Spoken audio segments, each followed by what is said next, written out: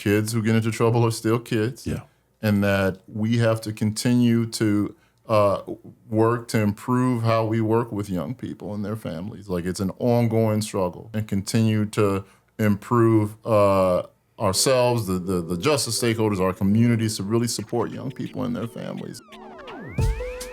Yo, what's up, everybody? You listening to the What I Know Now podcast about life inside the juvenile justice system and what it's like to turn things around after. I'm Bilal and I've been through it. And my name is Cole Williams. I am an advocate, a father, and I entered into the Juvenile Detention Center because my son was there. We're gonna sit down with young men and young women who've been through the juvenile justice system, just like Bilal. And we'll talk about how they got in, how they got out, and what they know now. We're here to break down those walls, have some raw conversations, and hopefully change some lives along the way. Let's get into it. We're here with Jason Smith. How you doing? I'm all right. I'm so happy to be here. Okay, Jason Smith is the executive director of the Michigan Center for Youth Justice. I have a lot of questions for you. You got a great resume. I did my research on you. Oh. But I definitely want to start off about, what is your why? Why do you do this work? How did you get into it? Things of that sort. Yeah. So I got into this work in college, really. I mean, I'll take a step back even before that. So in high school, I never want to portray myself as a kid that got into the system or anything like that. But I did get into trouble. I ended up dropping out of high school. Okay. But got my GED, got into college like around the same timeline as I would have anyway. But the key to that was that I had supports to help me get there. You know, my family supported, but I had great guidance counselors, great supports in the community that helped make sure that I continued on the trajectory I needed to go on and that I was already planning to. And I always felt like I wanted to help other people in that situation, that I believe that there are other kids that would thrive if they only had the supports and the resources to be able to do that, and give people the opportunity to make, move past any kind of mistakes that they make, and to thrive as healthy adults. When I did work in the field, one of my favorite populations to work with were the older youth. You know, the 16, 17-year-olds, 18-year-olds that are really at a fork in the road like I was at that point, and with support able to do okay. So that's really my why is, my background experience, but all of my work experience, and wanting to make an impact on the issue of young people who get into trouble. So that makes me want to ask you, so when we think about the Michigan Center for Youth Justice, one of the things that I know comes up a lot is this word advocacy. Yeah.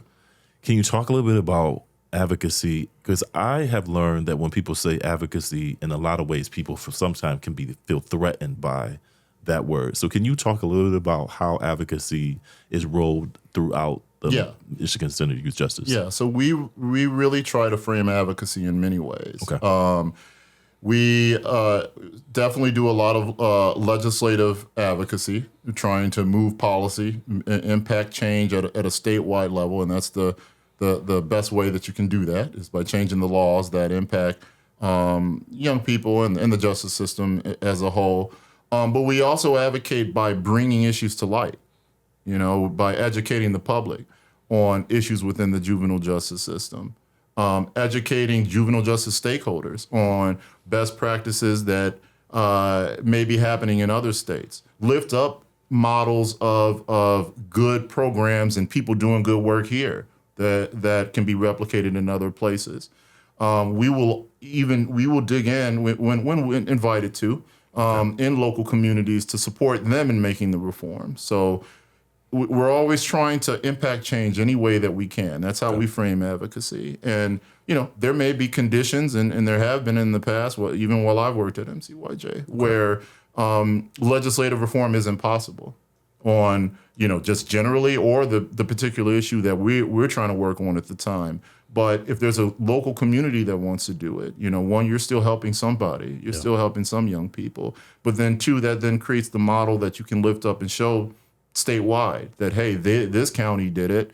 Statewide, we can do it too. Their kids are benefiting from the change. Everyone seems to be see the benefit of it. Let's make that model happen statewide. So and then also giving a voice to young people who have been impacted by the system, their families, researchers who have trouble getting their information out about good research or work that they're doing in the youth justice space.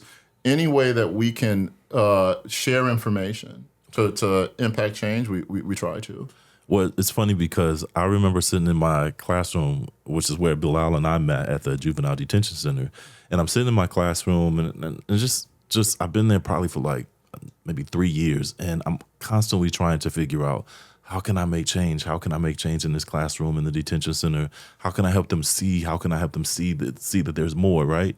And I ran across a publication, I think that it was published back in 2024, something about behind the bars. Youth behind bars. Youth behind bars. And when I read that, it illuminated for me, okay, these are real issues that I'm actually seeing that researchers are investigating. And I brought that publication into my classroom and we dissected that. I put it up on a PowerPoint presentation. I mean, zoomed in, we read the paragraphs, and I think that was the first time I'd ever heard about you guys. And I was like, oh, okay, these folks are doing real work. And so it's just so funny, fast forward, we're on a task force together for juvenile justice reform. But man, it was literally that publication that really started to inform me of what was really happening in the state of Michigan. And I wanted my students to know what was happening too, because you were talking about the students. And I was like, man, this is what it looks like, y'all. This is what's happening. And you should be informed by that. So can you talk a little bit about like publications, because you guys have a section in that I think is really important that people should know. So we try to share information about issues any way we can. We usually have a process to it. Like if we want to work on a particular issue, take that report, Youth Behind Bars. So that work started before I came, and so I definitely want to lift up the people before me who did an excellent job with that report and the research and everything for it. But the goal there was to create some sort of tool, which it seems like it was effective, in educating the public about youth in the adult system. Yeah, how young people get there, the mechanisms that drive them there, who are the young people that end up in the adult system, transferred to the adult system for what type of offenses, and one of the things that became like one of the glaring findings out of that, all of it I think is important and it needs to continue to be looked at, because obviously the process still happens. But that report and that research digging into the data showed that 95% of the kids under the age of 18 that were in the adult system were simply there because they were 17. And so that created a clear point to focus on for advocacy. That is a tough issue. Youth in the adult system. I firmly believe that young people are kids no matter what they do, and they should be treated that way. But I understand that for a wholesale change and that adultification of youth is going to take a societal change. So you chip away at it the best that you can with individual policy reforms. That showed that raising the age of juvenile court jurisdiction from 17 to 18, that switch would dramatically reduce the number of kids under the age of 18 entering the adult system. So after that report came out, and what we typically do whenever we do a publication is we hit the road. We start doing education events. Cole and I, it was just that one we did last week in Ottawa County, talking about the JJ reforms. We do some similar models to that, talking about the PowerPoint, all that stuff, findings of whatever we found and what our recommendations are for change. And then we take, the conversations or questions from the audience. Usually there are people who are impacted by whatever the issue is we're presenting that come and talk about their story. And from there, it just builds until you eventually make contact with. I remember we were going around handing out postcards or some sort of like informational tool to legislators, and we went into an office, and one of the state reps, his staff were reading the Youth Behind Bars report. And they said, our boss, the state rep, he's presenting at something I think you all are in Detroit that night. And so we saw him that night, Representative Santana. And he was like, I saw the report. I love what you all are doing. Send me your Christmas list. And so we sent him basically the report and the recommendations of that. And that started the initial bill introduction for the Raise the Age campaign. So it was public education. So many people didn't even realize that, they just thought 18 was the age limit. Didn't know that 17s were charged as adults, that those kind of conversations, one, it informs people, builds your support for it, but it continually snowballs. And all those advocacy pieces, the public education, working with local jurisdictions, introducing legislation is cyclical. And you might have to go back. We were doing public education events throughout trying to get Raise the Age passed, to continue to build momentum for it. It's an ongoing process. That took 5 years. Wow. To get that legislative session passed. So that report came out in 2014. The bills were signed into law October 2019, and so 3 legislative sessions for it to get passed. We had to, continue to do all the mechanisms of advocacy to make sure that it reached the finish line. Yeah. And that's something profound about what you said. I do want to touch on that adultification, because that's an ideology that not many young black boys understand. A backstory about me: I entered the juvenile justice system when I was 13 years old. That's where I met Cole. And I spent most of my teenage years incarcerated, 14th, 15th birthday, all of that. Never really went to high school. I spent 1 full year in high school, and I never been to a homecoming or prom or anything like that. Yeah. I missed out most of my childhood, and the ideology of adultification is something that I didn't understand. I'm just now understanding it as I'm growing now, and I definitely want to touch on that, especially with the advocacy, because advocating for the young youth and about the laws, raising the age laws and things like that, that's something that a lot of us don't know. I know I watched 16-year-olds get sent to the county, then when they hit 17, they went off to prison. Yeah. I watched that with my own eyes. And at the time, me being like 14, 13, when I was in the juvenile, I'm seeing he's a man to me. Yeah. But now as I'm growing and I'm seeing now and I look back and I reflect, he was just a boy. And this is a boy going to prison. And the impact I didn't realize the impact that had on all of us. Because at any given moment, I know it made me uneasy that, okay, maybe I can go there in a couple years. I was 14. So in a couple years, they're going to send me to the county, and then I'm going to be off to prison. And that's something I didn't understand. And the advocacy part of that, I want to touch on with the MCYJs. How are we getting this information how are y'all getting this information to the youth? Because a lot of these laws that's getting passed about the youth, a lot of these initiatives that's taking place, not a lot of youth know about these. Yeah. In inner city. Yeah. So my question is how. Yeah, I think it's something that we're getting better at. It's something that historically our method has always been community events. All are welcome. We'll see who shows up. And not really be intentional about reaching spaces where young people are.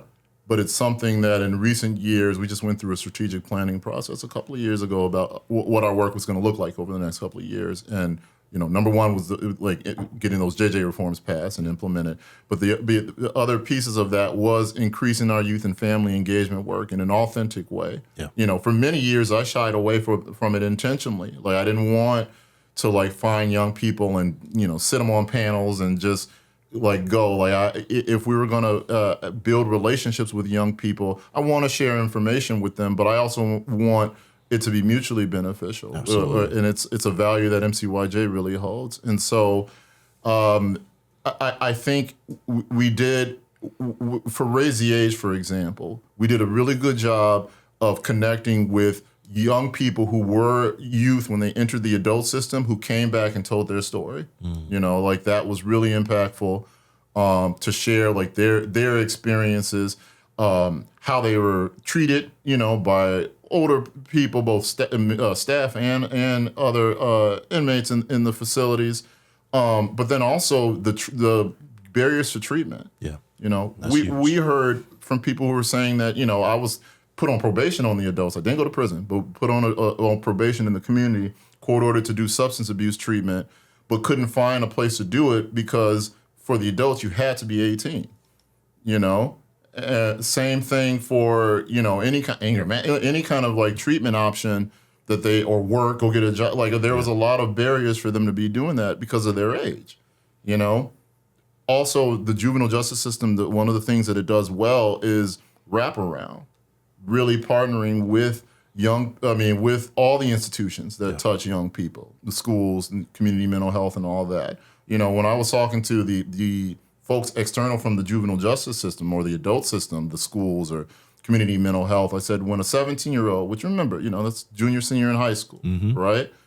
When they get into the adult system, how does the partnership look with the MDOC and they were like, it's nowhere near like it is in the juvenile justice system.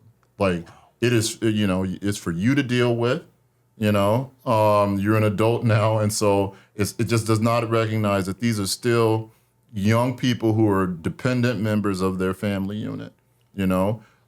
We did a good job, I think, of connecting with people to help share that, but it's something that we're constantly working on. That's why I appreciate Cole is in this space, and you, Bilal, and that there are other people that we can connect with to support so that they can tell their own story, not us tell it for them too. You know, again, that was one of the reasons why I think we were slow to develop that space. Is like we didn't want to firmly direct young people and how they engage in advocacy. And so we're building ourselves to be able to better support it, you know, but really let young people take the lead. So how does Voices of Justice Fellowship, how does that align with what we're talking about? Because I feel like you are doing it. Yeah. Can you talk a little bit about Voices of Justice? So we're kicking off a statewide fellowship for young people who can really go on an individual journey and to become an advocate. And what I hope is that if it's targeted towards young people who are involved with the justice system. They may ultimately advocate for youth justice reforms. I think that's going to be a component of it, to do an advocacy project, but we're hoping that they'll receive transferable skills that they can utilize for whatever role they want in life, whether that's policy advocacy or other things. And so we'll be creating a curriculum that will include time where I'm speaking with young people, doing a juvenile justice 101 and trying to cover as much ground as we can about how the system operates. We'll do things on policy advocacy, speaking with the media, and utilize all of the staff of MCYJ in the various roles to help impart skills on young people, but really also provide opportunities for them to share and for them to speak. You know, one of the things I felt like I went on a tangent, Bilal, in answering your question, but one of the things that I also want us to be able to do, and not just sharing information, is garnering our policy priorities, what we decide to focus on from young people and their families. That's good. You know, Raise the Age was a national movement. It was an issue. It was important, and I'm glad we did it, right? But it was something that we kind of generated based on what we felt like was a ripe opportunity and a movement that was happening around the country. That's always going to be a part of our work. Yeah. But more and more, we want to take what we're working on from what people are saying is the pressing issue. Yeah. Makes sense to me. What you thinking? You did touch on one of the questions that I have for you. Like I said, I did do my research on you. I've seen that you've been doing this work. Seen that you've been doing this work for a little, like at least a decade around, and I seen that you were an intern at Ingham County. Also, I don't know if I'm saying this right. Washtenaw. Washtenaw Prisoner Reentry Initiative. Yeah. I definitely did want to ask, what was that? What is the Washtenaw County Prisoner Reentry Initiative, and what was that like for you? So I don't know if it exists in the same way. And now that I'm so youth justice focused, I don't know. I'm not the best on the adult stuff, but I don't know if it exists in the same way that it does. But it was a initiative or a partnership between local agencies and the Michigan Department of Corrections to support people coming home from prison, to provide reentry services. And so I did an internship there. Actually, I only did one semester, and then I transferred to the Michigan Center for Youth Justice because I wanted to dig more into policy. But my role there was to help people coming home find jobs And so that included cold calling businesses and pitching. I think there was a federal grant at the time that supported prisoner reentry with like, I forgot what you call the money that like it like sets the company out with a trial run, basically to help people, and then they switch over to their own funds after a certain period of time. We would make that pitch and share that information to try to get buy-in from employers, and then actually support the returning citizens themselves and getting their job skills. Making sure that they got the support they needed from Michigan Works and the workforce development agencies out there. But actually, like sitting down and helping people fill out resumes. I mean, I hope it's better now, but back then, these folks weren't computer lit. They were coming back to a different world than what they left. And so the most simplest tasks and activities to get them to a place to even create a resume or apply for online jobs when everything was paper and you just go in and ask for the resume. I mean, the application back then, it was a new process. And so that work was so meaningful. Those are the people that are doing that kind of work, the case management and supporting people at that level. Even though, I'm fully switched into a policy person now, I'll always appreciate the people, on the ground doing that work. Yeah. What? Oh, go ahead. Oh yeah, I'll also say you also said that you were intern at the Ingham County Circuit Court, and what was that like? Were you born in Lansing? No, so I'm from Chicago. From Chicago originally, yeah. And like I said, I dropped out of high school, so I applied for colleges, and not a lot took me. Didn't have a GED even back then, and Michigan State took a chance on me, with my letter and all that kind of stuff, and so that's how I ended up in Michigan. Wow. It was, like I was very young, right? 22 or whatever I was back then doing that. And so it was my first like entrance into like the juvenile justice system. But I did get a taste of the passion that I eventually developed for helping young kids through that internship. When you do in any juvenile court, probation officer or, worker in that system will tell you that, you don't even have to be in those type of jobs for more than a year to see so many cases come through, especially if you work in a bit like when I worked in Wayne County, but Ingham too. Like you see so many kids, you understand patterns, you see like so many social issues play out in real time in quick succession that you learn a lot quickly. And that experience, it set me up for every job I've had ever since, I know Tom Laddick, who was the court administrator in Ottawa. He was a probation officer in Ingham back then, and so I've known him that long. Wow. I was gonna ask you. I lost it. I seen that in 2020, the Michigan Center for Crime Delinquency, was it the MCCD, changed its name to the MCYJ. Do you know why? Yeah, so I was there during the change. So when I interned, it was still called MCCD. All of the raise the age, youth behind bars, that was all under MCCD. So the Michigan Council on Crime Delinquency, that was our name for. We're going up in a couple years. We'll be at our 70th anniversary as an organization. It started off as a state initiative or a work group looking at youth issues back in the 50s and 60s, and then over time became a nonprofit who focused on both youth and adult system work. MCCD helped craft the prisoner reentry initiative model, basically, that was implemented in the state over time and pushed back against Michigan re-implementing the death penalty and a lot of things on the adult side over time, more so than youth justice for most of its history.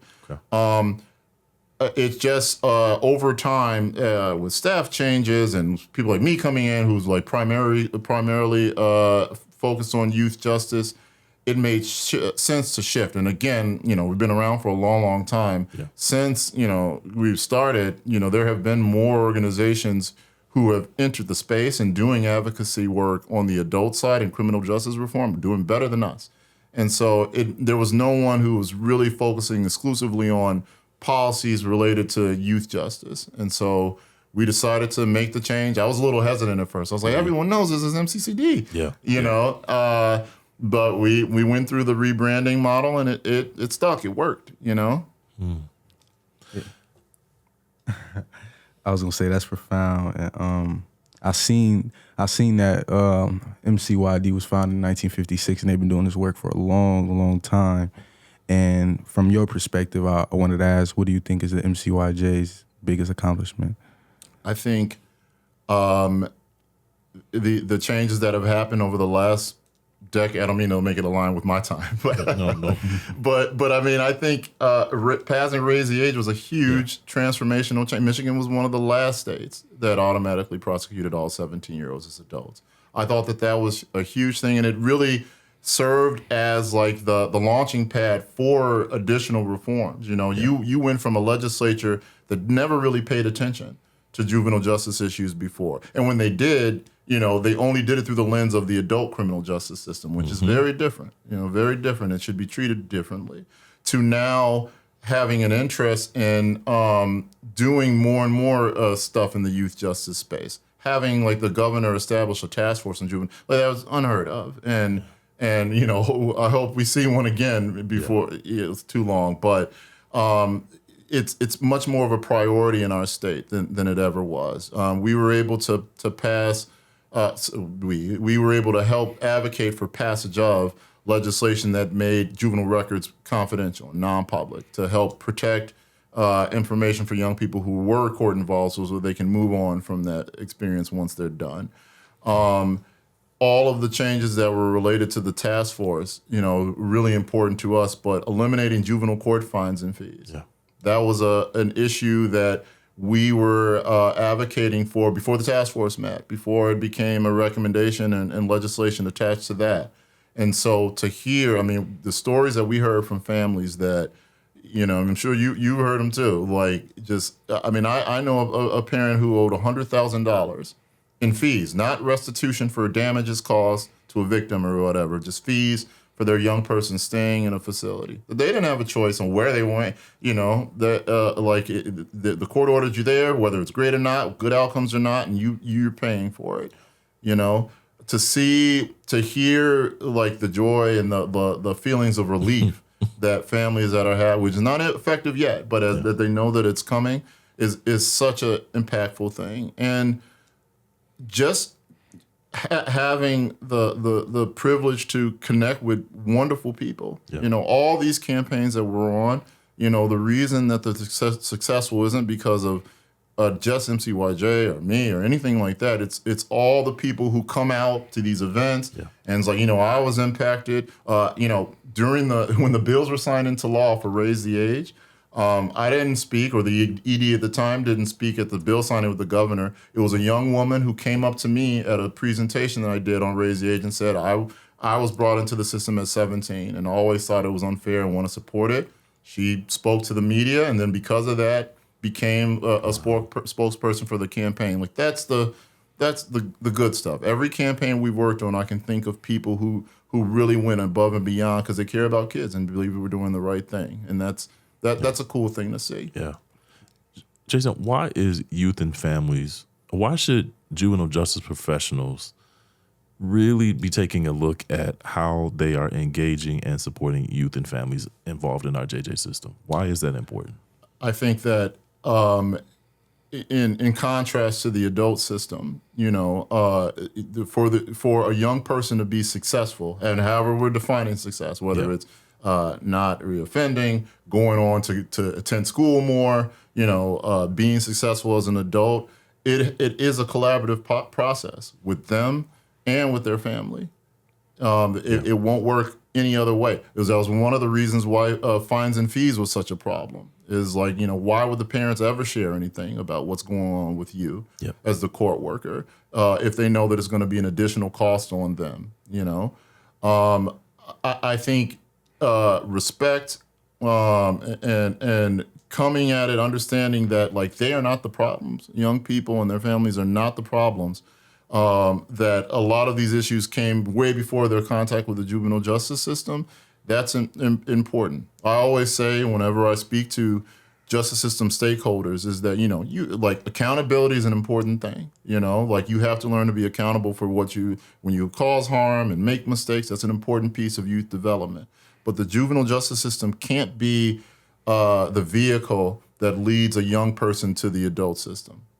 If you recognize that racial disparities in the juvenile justice system existed far before that kid came in contact with the court, don't escalate that. Don't make it worse. You're supposed to be the place where that divergence starts, where they start to get love and support instead of blaming and labeling and all the negative stuff that comes with any kind of system involvement with a young person. So I don't know. That's my take. I think that like for them to be successful, respect and collaboration and engagement is important. Do you guys get pushback?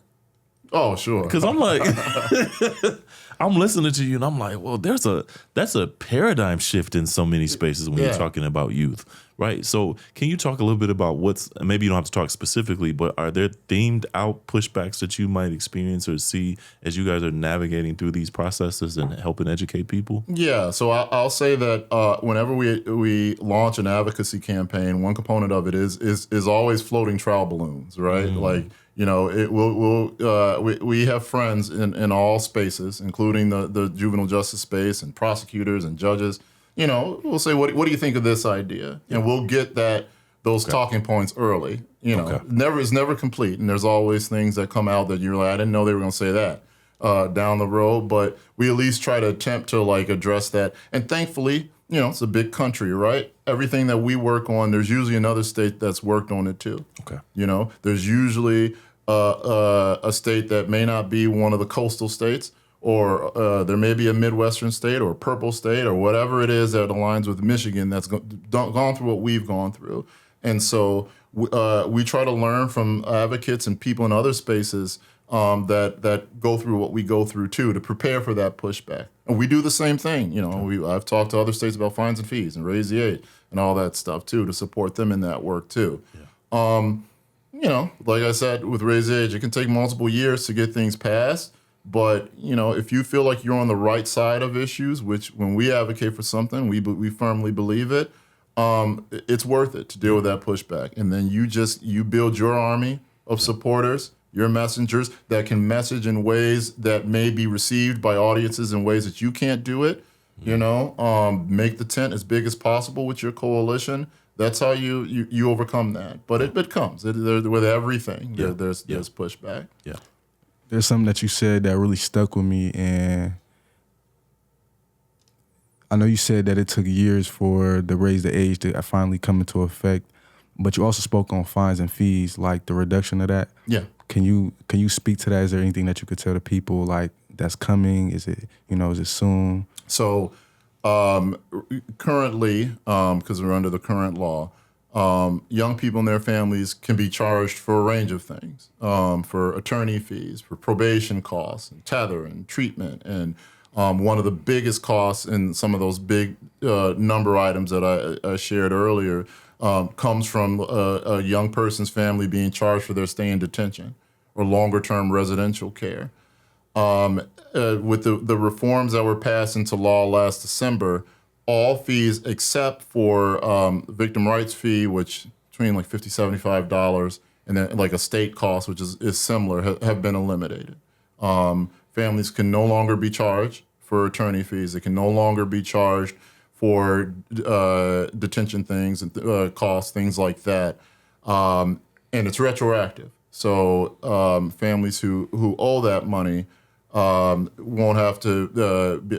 be charged for those costs moving forward. Now, I'm trying to be cautious in saying that because different courts and how they decide to stop charging those costs or collecting those costs is going to vary. There's courts, I'm sure, who are going to do it to the buzzer, right? And I don't want to put anybody in a bad hear this and be like, well, I'm done paying, But know that relief is coming. Okay. Restitution is still a cost that's charged. That is an example of political barriers to doing complete reforms. That and the Victim Rights Fund, those are the two things that people were very clear they wanted to stay there. But eliminating eliminating attorney fees and those out-of-home placement costs that is going to be huge for so many families. So many families. And that's big because I know, when I was doing what I was doing, I wasn't aware of things like that. And it was actually racking up for me. So I was in juvenile all the way up until I was 17, and then I transitioned to the county jail. Yeah. And in the county jail, when I was admitted, I was unaware of the fines and things of that sort. So, getting up, I'm thinking I'm going to have commissary. I got a little money on my book, so I'm finna, go order for the commissary. But when you enter the jail, all that money every time that you was locked up, so anything that gets put into your commissary, they take away from what you already owe, which I didn't understand. So I had my brother put some money on my books, but I didn't see that money because I owed money. Yeah. And that's something that a lot of people don't understand, a lot of youth don't understand. And I'm glad that relief is coming. Yeah. But I also want youth to understand the significance of that. Yeah. Because I know I talked to my family members about it, and like we got letters on letters on letters on letters. Every time I appeared to court, the family was getting charged for that. Mm-hmm. So I really want you to understand the significance of that because it's not cheap. Yeah. And it rack up. Yeah. So that's big. And it can follow you. I heard stories of parents who made payment plans with the court to pay it back, lost their job, and then were receiving like the COVID stipend, I forgot what you call it, but like to float you while during the pandemic, and then getting that garnished. Oh, wow. Stories of parents who were going to pay for karate classes or something like that for the younger siblings so that they have something pro-social so they don't end up in the same situation as their sibling, not being able to pay for that because they have to pay for fines and fees. We know that familial dynamics or conflicts within families sometimes can be a driver. And now you're inserting on people who are disproportionately poor, disproportionately at the margins. You're inserting, this other problem for them to deal with. Another reason for them is look at what you have brought on the family. In a non-productive way. In a way that's not going to make the child say you're right. Like you said, Bilal, is like sometimes you're not even aware. There was so many. Our system, because it's very decentralized, we have what we call justice by geography, where a young person's experience can really vastly differ depending on where they are. And the notification of these fees, fees were assessed to families just, moved across the board depending on where you are, that like there was no way to standardize that in a way that's fair. Yeah. Or even effective, truthfully. Truth be told, most courts, if they looked at their books, they'll tell you that they're spending more money operating the collections division than they were actually bringing in. There's additional changes to funding around for juvenile justice and things like that I think will more than offset the cost of fines and fees. Doesn't mean you don't hold families, young people accountable, push for their families to be engaged, but we really believe that that's not the way you do it. Yeah. And I feel so good that reform passed. Yeah. Jason, can you anticipate happening come October 1st, and especially around diversion? There's a lot of conversation around diversion. Can you talk to us a little bit about what is diversion and why is that important as it relates to the Justice for Kids bill? So diversion can have different definitions. You can, keeping kids out of detention is diversion, right? You're diverting them away from incarceration. The context we're talking about is really around diverting kids from formal court involvement in the first place. The reforms that passed last year, for one, allows for state funding to better cover diversion. Historically, you could only use child care fund dollars, which is the primary state funding source for juvenile justice. Counties pay all the costs, whether it's community-based care, probation, or detention costs, residential costs, up front, and then they get reimbursed by the state 50%. So one of the reforms changes the reimbursement rate for community-based care for all those treatment in the home, including diversion. The state will reimburse the counties back 75% to incentivize the expansion of community-based care and diversion. So that's one piece. The other piece of it is that it changed the rules so that child care fund could be utilized for diversion pre-arrest before a child even comes to the court. There's research out there that shows that the more that you delay an intervention, it impacts the effect of it, or how well the outcomes are for the young person. And so anything that moves resources or services more upstream, so that kids can access it quicker, is a better thing. And it also prevents young people who don't need a full year term of probation or all the strings and things that come along with it, to have to go through that experience. If their issues can be addressed, a victim can be made whole if there is one, all that stuff can happen without the formal court involvement. It's the world we should all be striving for. And so I hope, there are a lot of courts that already do have robust diversion programs. I always encourage them to, apply where you are, but plant a flag there and keep going. Yeah. There's always room to look at keeping more kids out of this, doing something differently, establishing new partnerships with schools or workforce development agencies or community mental health to support these kids so they're not in the adult system. So I think that you'll see some of that work continue into October 1, but hopefully we see more programs and models develop over time after the effective date goes through. Yeah. One of our jobs is to make sure that the elimination of fines and fees and how that rolls out in counties, all of that is highlighted in some way, so that we can really lift up the best models out there, so those that may be struggling or slow to implement get some motivation, some ideas on how they can do the same thing. Yeah. So there was a T-shirt I used to wear, and it said, "Kids who get in trouble are still what? Kids." I feel like that is, I wish that we could all just apply that lens when we're thinking about how we're serving kids, especially children who have a host of challenges around their emotions or around how they dysregulate or how they're just feeling. So I feel like that when I first saw that and read that, I was like, that is why I got into the work. Yeah. Because the truth of the matter is kids are just really kids, and they're trying to figure this thing out. And as adults, we have an amazing opportunity and responsibility to make sure that we support kids all the way through. So one of the questions I want to ask too is that when you think about justice-related issues, what are some of the things that you want to advocate for, or just talk a little bit about to the podcast that I think that some folks should know about? Yeah. I think one of our goals is always do no harm. Okay. Whatever the reform is that we're talking about, who does it help? Who does it harm? How can it be improved or amended to help as many young people and their families as possible? Okay. I think that for the most part, if a kid, I think for most kids can be served effectively outside of the justice system. So I'm definitely a supporter of big diversion, robust diversion. But for those who are court involved, I think it should be time limited, as short as possible, but be transformational. I think there's always going to be an aspect of having services, and they should, that deal with whatever the factors are that brought the kid into the system, whether there's a need for therapy or substance abuse treatment or, working with the parent or something like that, but what are you doing to help support this young person when they're no longer court involved, so they can go get a job, so that they can continue their education?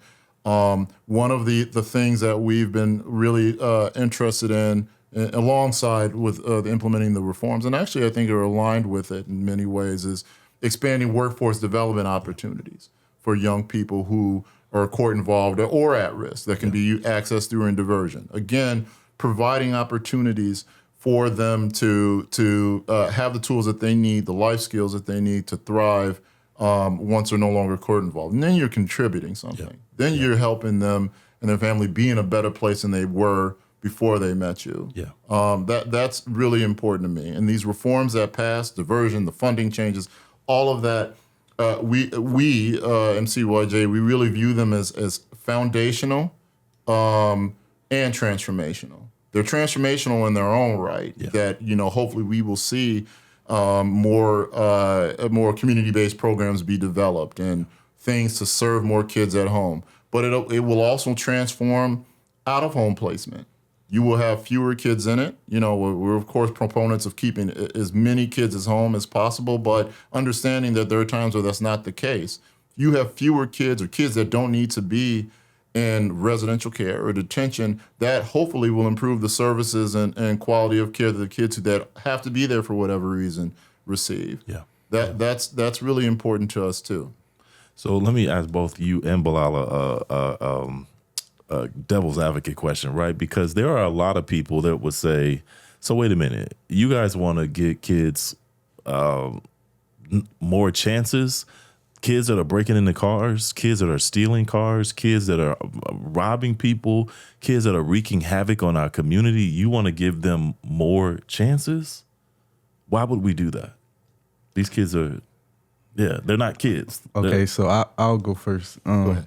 We talked a whole lot about diversion, and that's something I definitely want to touch on, because in the system, we often find times where, like, we get a lot of support. Youth get a lot of support when they in the juvenile justice, whether they in residential, whether they in a detention facility, or regardless of the fact, wherever they are, there is a lot of support. We can't deny that. Right.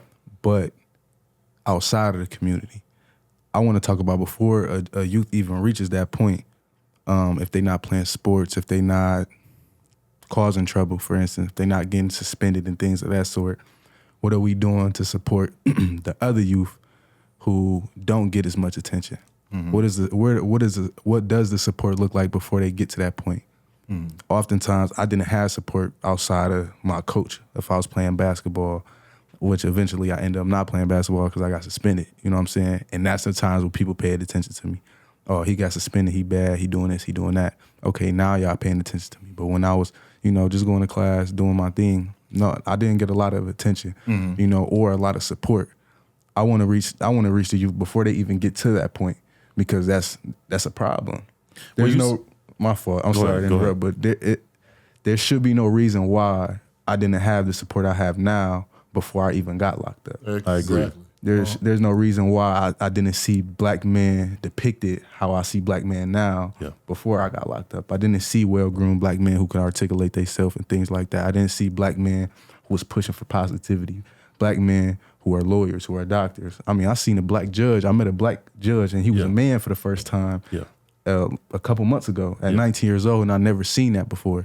There's no reason why I shouldn't have seen that before I even entered the juvenile justice system. I agree. So that takes the question back to you, because you say you want to see it, but you're actually doing it. That's right. So you're actually doing it. So why don't you talk to us a little bit about the work that you're doing with Delta? Because I think part of this is answering that North Star question: how do I become something I don't see? Because I can tell you all the time, I see what you're doing, but it goes back, can you see what you're doing when you're walking into the classroom and the impact you're making? So, I mean, it would be helpful for, I think, Jason to even hear what you're doing to answer that question, because you're doing amazing work, man. Yeah, absolutely. I appreciate it. So right now, currently, I feel like I'm doing so much. I'm mentoring. I'm an intern with the Delta Project, where I mentor Boys to Mentors group, founded by Cole. But it's basically a group where we sit down, we build a relationship with these young brothers who are, they label at risk, but I feel like they have potential. Yeah. So it's Cole. Yeah. But we basically mentoring these in hopes that these boys become mentors. It's kind of like a play on words. And it's beautiful. It's beautiful to see. And also, also part of the Michigan Department of Health and Human Service Juvenile Justice Advisory Committee. That's a big role. Also a peer grant reviewer for the OJJDP. Oh, nice. I'm doing a lot of different things. I'm doing a lot of different things, and I feel like I'm so busy.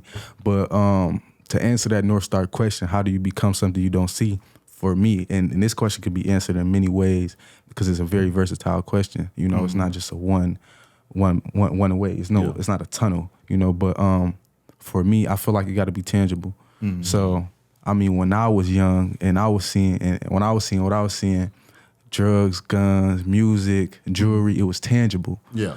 So I could become that. Yeah. It wasn't really nothing to aspire to. I mean, I looked up to it and influenced me, and at some point in my life, I looked up to these rappers like they was gods. Right. You know, they were everything to me. Everything that they had was tangible, and I knew I can attain it. You know what I'm saying? So I feel like when we in these different spaces, especially when we in the inner city and things like that, a black man becoming a doctor, that's not tangible. Like, come on now. Yeah. We really thought this way, and I thought this way. So I feel like becoming something that you can't see, it got to be tangible. Cole coming into the classroom when I was in Juvenile, things like that, it made it tangible. Yeah. Him articulating himself, him being well-groomed, him being a successful black man, he made it tangible, you know, because I could see it. So I feel like... And now you're doing that. So now when I come in, a lot of them, they see me, they like, wait, how old are you? I'm 19. They're like, you in college? Yeah, I'm in college. And I tell them about my story, about, man, I done been shot, I done been locked up, I done did it all, the whole 180. And now I'm in college. Right. Now I'm advocating for y'all. Now I'm trying to see these laws get changed for y'all. You know what I'm saying? Because it's not built for you to win. You know, you got to understand these different types of things, and you also got to understand the support that you got now.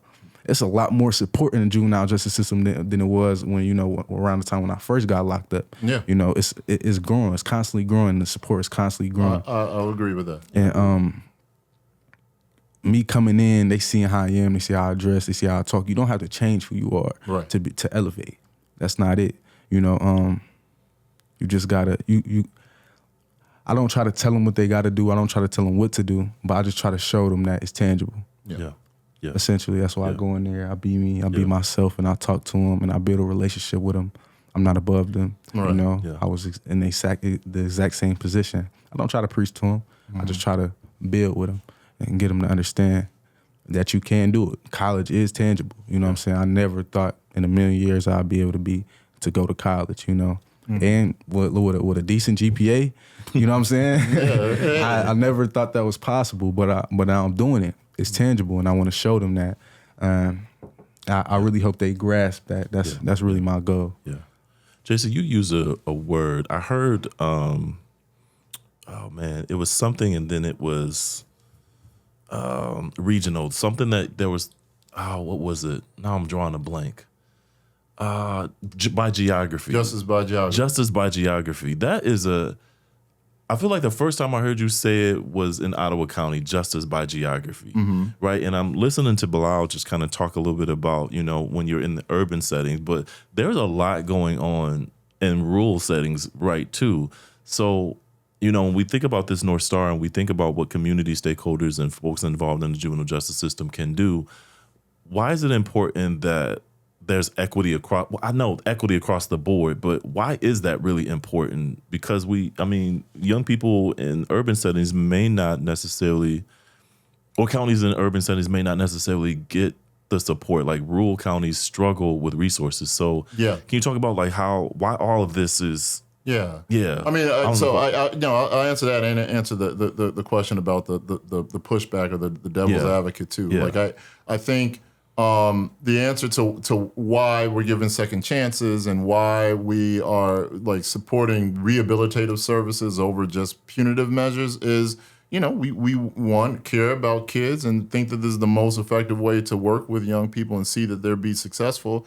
And that's ultimately what improves community safety. All the external things that the people who may initially be apprehensive to treatment-focused things want. You know, is safe communities, people who are thriving, tax-paying adults, working and all that stuff. You do that by supporting people when they're struggling. And when it comes to young people, you hold them accountable, you provide treatment, you provide an opportunity and mechanism to move on with their life in an aged and developmentally appropriate way. That's what we mean when we say youth who get into trouble are still kids. Kids who get into trouble are still kids. You know, when you're working with them, you have to acknowledge that. And if you want the spaces that they're in, whether it's in the community or detention or residential or whatever, to be effective, they have to cater to be designed for youth, be designed for young people. And I think around the state, one of the benefits of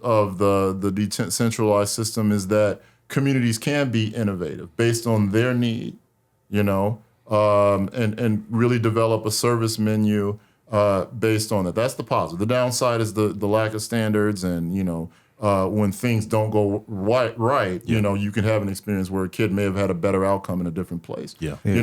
But when it comes to rural counties, they, not only do they not have the resources in their county to hire for county government for these roles, often they don't have big brothers, big sisters. They don't have, like the long-standing institutions that provide these services in communities. And so they either have to come up with their own model on their own, or struggle, or try to develop something the best that they can. And so one of the things that we try to do, for example, as a part of our advocacy efforts, is support funding and resources to smaller communities or less resource communities so that they can have the startup costs at least to pay for the training or the whatever it needs to bring an evidence-based model or an effective program into their community. Hopefully then it can be sustained by the Child Care Fund or whatever funding model that they have out there, but helping them get those resources, because you're right, like those are counties that will rely on detention.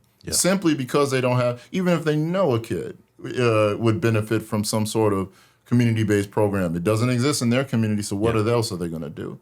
And so fighting against that, is an ongoing battle, but it's an important one. Yeah. Also, to a second part to the advocate question is, if we didn't give these kids second chances, you would never see the underlying, I know I often talk about this, the underlying beauty of it all. There's always underlying beauty behind somebody. It's always a story. And I know oftentimes when I was doing what I was doing, like just a little backstory, I was locked up since I was 13. I spent my whole teenage life behind bars. And if we didn't give second chances, where would I be? Right. At 13, armed robbery, stealing cars, breaking and entering, 14, all big charges. Charges that some people would label me as a monster, right? If I didn't get a second chance, where would I be? Yeah. Now I was given third and fourth chances. Actually, I got my third and fourth chance, and on my fourth chance, I came home. I went to college. I finished my first semester with a 3.3 GPA. Now I'm advocating for kids in the justice system.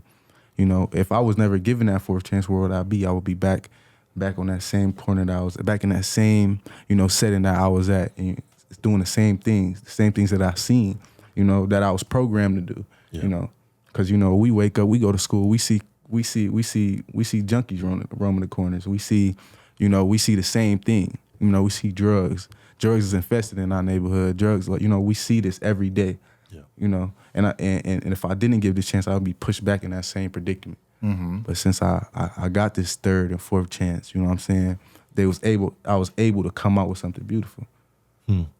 So that was people not also expecting perfection, from a child, from a kid, a young person, that like you should have the opportunity to try things and make mistakes and again, make up for your mistake and be held accountable for it, but be given an opportunity to move on. You have your whole life ahead of you. One of the talking points for Raise the Age we gave is that, the research showed that the majority of the young people who were sent to the adult system, to prison and everything, especially the 17-year-olds, they overwhelmingly came home. Like all, for like very small percentage didn't. They're eventually going to be back in your community. Even if you send them away, even if you detain a kid or something like that, you want them to be able to come back successfully and thrive and feel like they're a part of the community. Have the community welcome them back, accept them, and move past whatever happened too.